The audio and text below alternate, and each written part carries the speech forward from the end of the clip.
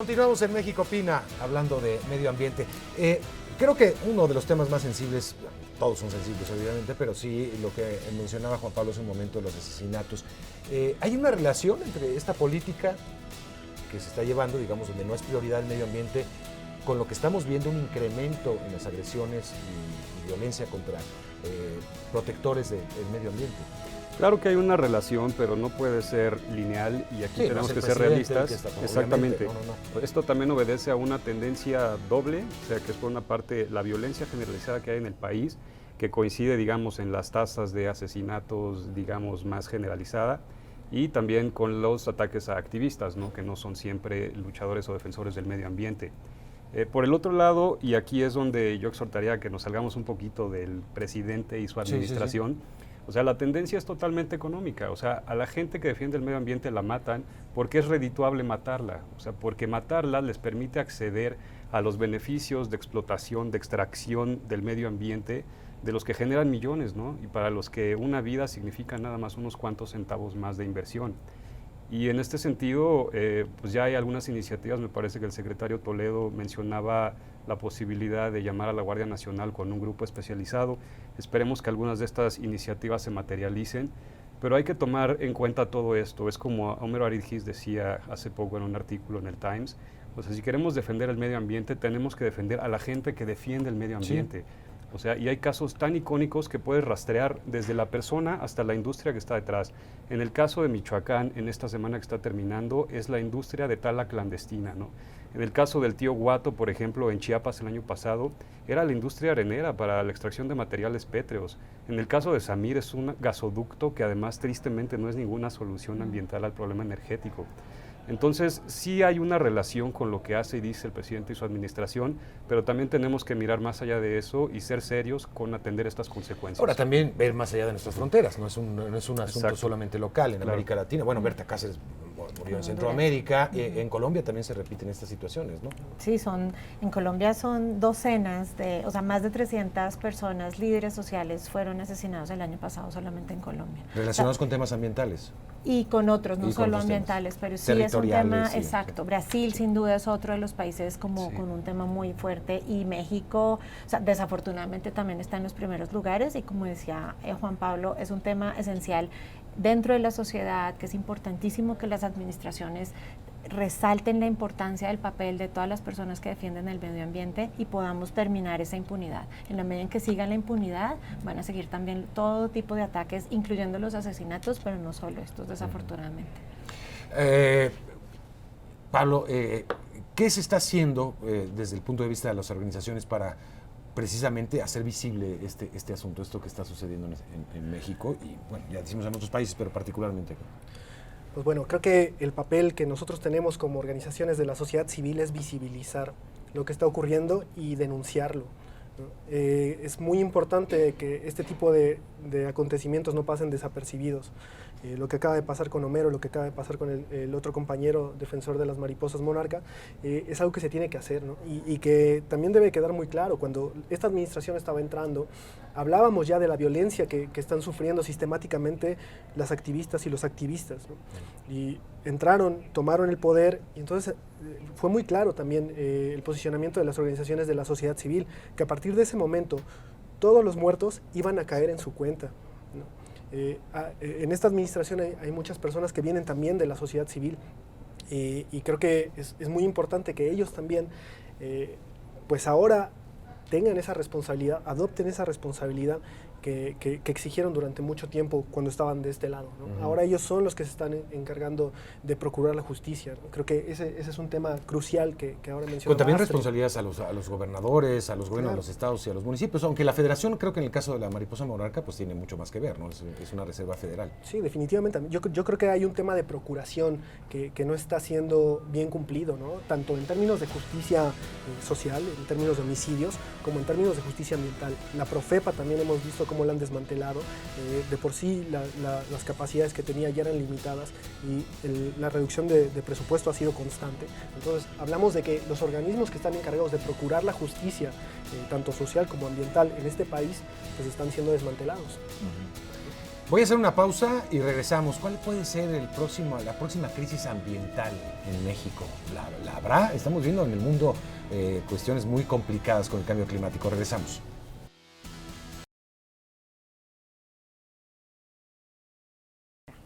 Continuamos en México, Pina.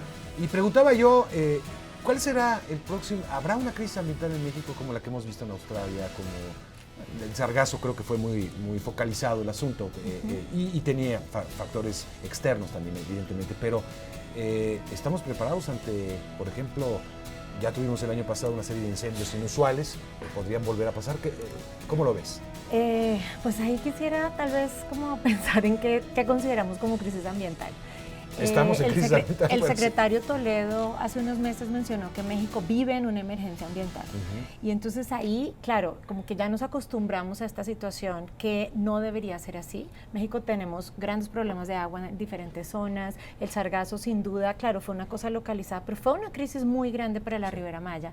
En Ciudad de México, si recordarán, porque los 4 vivimos aquí, el año pasado estuvimos una semana encerrados en la casa porque hubo contingencia ambiental doble de ozono y de material particulado justamente vinculado con la crisis climática y los incendios. ¿Y qué tal cómo está ahora? Tan limpio, y ahora, con los vientos, qué maravilla. Pero entonces, pues desafortunadamente, México es un país muy grande.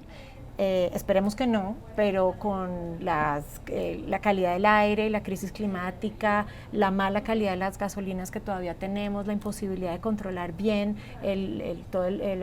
los vehículos que existen, vamos a seguir teniendo crisis de aire en las grandes ciudades, sin duda, y hoy las tenemos. El agua en diferentes áreas es un tema obviamente de crisis también importante, y de nuevo, ¿de quién estamos hablando? Estamos hablando de nosotras en Ciudad de México, ¿no? En la península de Yucatán también, con la tala, con los parques eólicos y solares que se quieren establecer allá, ¿no? También desafortunadamente hay muchos problemas. La suerte de México es que tenemos tantas riquezas que podemos como compensar. Época de huracanes también se vuelve un tema complicado para diferentes sitios. Y con todo esto yo quisiera como enfatizar en el aire. El aire es algo que todos respiramos y todas las ciudades grandes y no tan grandes en el país estamos viviendo una crisis por la mala calidad del aire. Se están dando paso, por ejemplo, Capital Mexicana, ya que lo mencionaba, la política de bolsas, por ejemplo, ¿es buena, no es buena? Es excelente, diría yo. ¿Sí? Justo antes de entrar al aire comentábamos que es un ejemplo muy palpable de cambio social, algo que no veíamos a esa escala desde hace muchísimo tiempo, si es que alguna vez lo vimos. O sea, tú vas hoy a una tiendita de abarrotes y hay una cartulina que dice, señor cliente, por favor, traiga su bolsa, ¿no? O sea, estamos hablando de una farmacia que entregaba a domicilio con plástico, ahora llevan una bolsa de lona. O sea, y todo esto a pesar de la campaña súper bien orquestada de la industria para deslegitimar algo que se pidió desde la academia, sociedad civil y ciudadanía, ¿no? Entonces, tenemos que ser capaces de insistir como coalición, como sociedad realmente unida para lograr más casos de estos. El del aire debería ser un cambio de actitud, como dices, ¿no? Totalmente, claro. O sea, porque es un cambio de actitud que lleva un cambio de economía y un cambio de cultura. O sea, porque siempre lo tratan de presentar como un falso dilema, ¿no? Como esto es bueno para el ambiente, pero va a afectar la economía. No es cierto, esa es una mentira, ¿no? No hay dilema. Bien hechas las cosas, siempre debe de ser un ganar-ganar.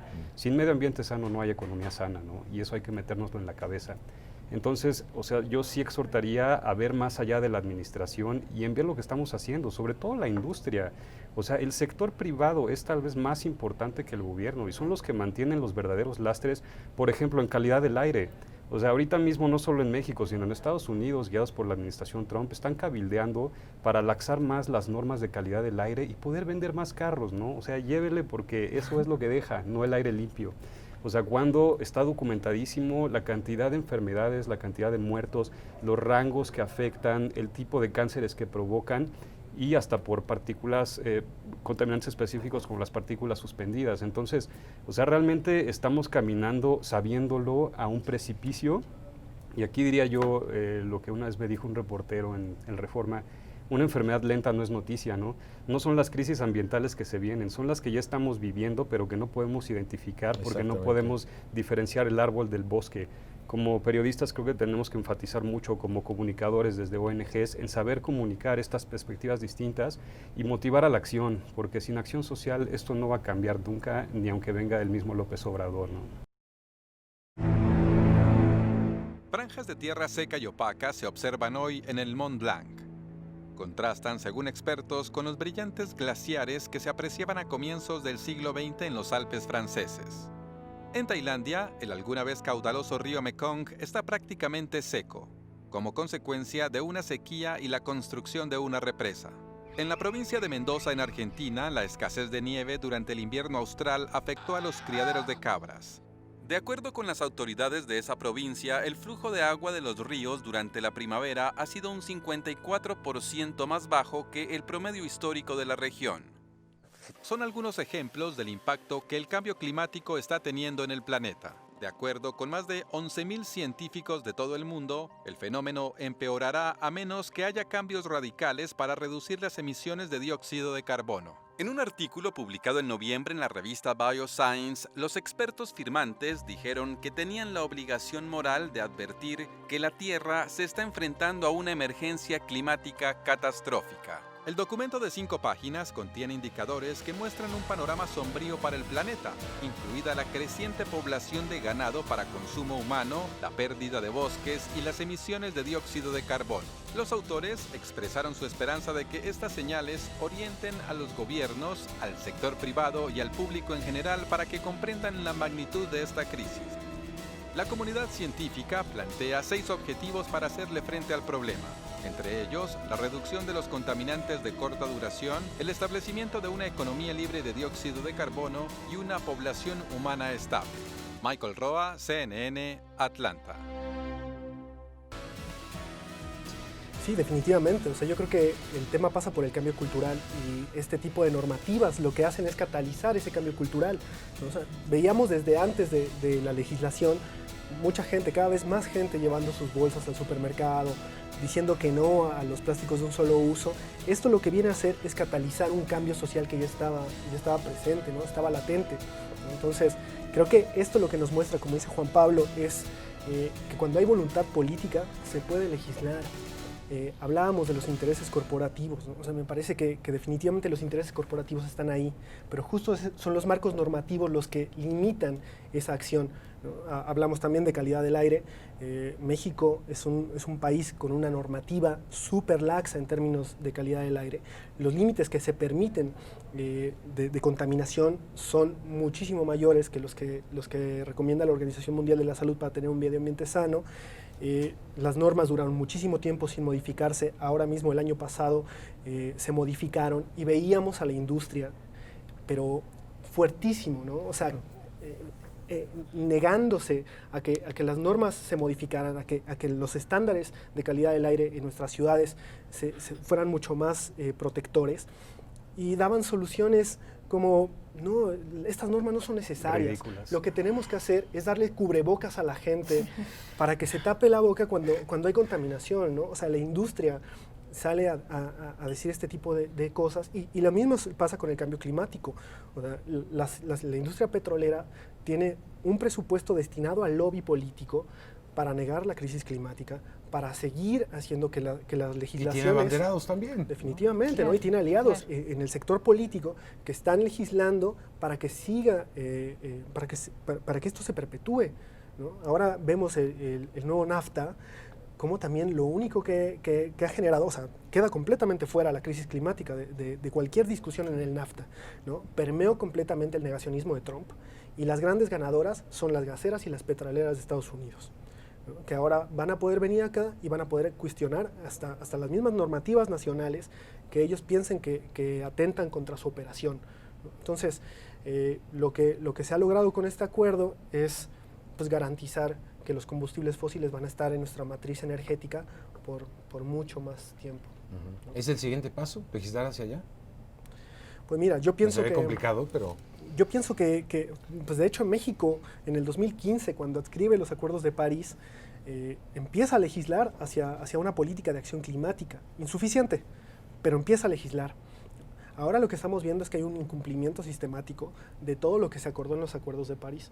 Las contribuciones nacionalmente determinadas brillan por su ausencia, y todas las políticas, sobre todo las energéticas, muestran que el camino de esta administración va completamente hacia otro lado, ¿no? Entonces, creo que es muy importante que se legisle hacia el tema medioambiental, que se le dé la prioridad que merece, pero además la Procuración de Justicia Ambiental tiene que estar ahí, sí, y tiene que cumplirse. El tema ambiental, ya vimos que, bueno, me dicen, empezamos por ahí, no es una prioridad para la actual administración. Yo les pregunto, ¿es una prioridad para los mexicanos? Es decir, si tú me dices, mira el aire que respiramos, te puedo entender, y sí, me preocupa. O si me legislas sobre las bolsas, pues creo que hay una reacción inmediata y una reacción incluso positiva. Me sorprendió mucho, positivamente también, la reacción de los capitalinos. Pero es un tema de todos los días. Eso es el medio ambiente en sí, ver el bosque completo, como tú lo dices. No, tristemente no lo es, seamos realistas. Y entonces aquí tenemos que entrar en otro tipo de discusiones, como también la justicia histórica respecto a regiones del mundo. O sea, México sigue debatiéndose entre ser sur global y un país en desarrollo, y eso le permite, de hecho, jugar en los dos bandos cuando le conviene. Pero a nivel personal incluso es más visible, ¿no? O sea, somos súper críticos a veces de las emisiones de China, y un mexicano come casi la misma cantidad de carne que comen los chinos per cápita, ¿no? O usan SUVs igual que la gente con más emisiones en Norteamérica, en Estados Unidos y Canadá. Entonces, desde esa perspectiva no tenemos nada de capital moral para levantarle el dedo a nadie, salvo que estés hablando de la gente que coincide con los indicadores de pobreza extrema, ¿no? Y quien también del lado social está totalmente abandonada, campesinos, pueblos indígenas.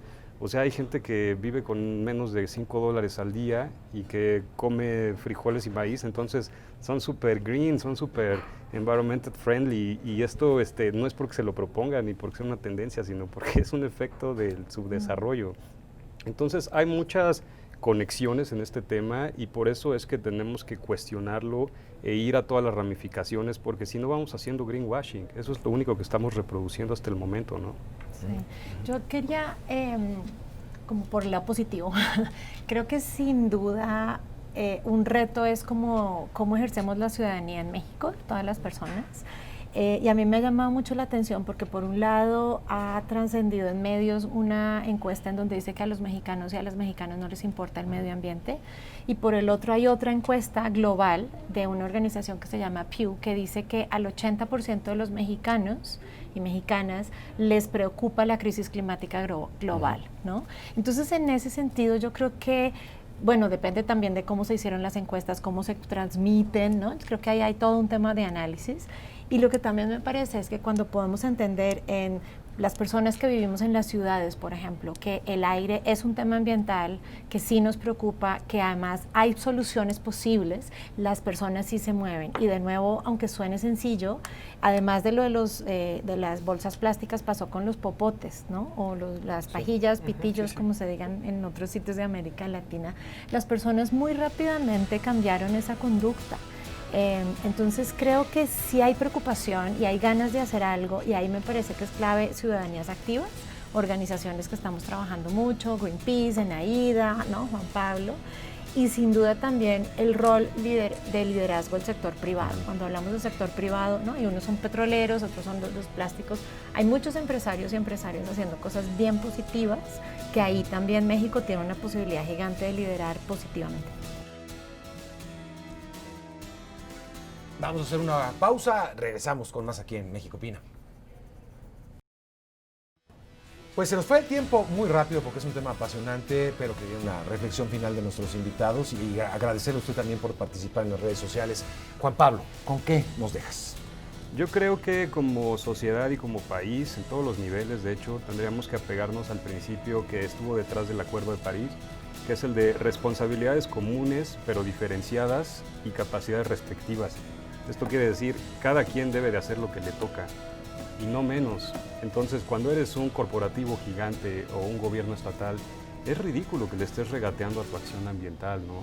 Y no le puedes exigir al ciudadano que tire su bolsita y que vaya al centro de reciclaje y que use bicicleta, cuando tú mismo no haces lo que en realidad significa un porcentaje mucho mayor en términos de las emisiones o del impacto ambiental. Sí. Entonces, simplemente comprometámonos, porque esto ya nos está reventando en la nariz, y no podemos pensar en el horizonte de 2050 o 2030, porque esto está pasando ahora, y ya está afectando todos los sectores de nuestra sociedad. Muchas gracias por estar aquí, Juan Pablo. De nada. Pablo. Definitivamente creo que comparto mucho la reflexión de Juan Pablo. La crisis climática en la que estamos viviendo implica un esfuerzo intersectorial sin precedentes. Sociedad civil, industria, gobiernos, tenemos que alinearnos y tenemos que empezar a actuar por el clima, ¿no?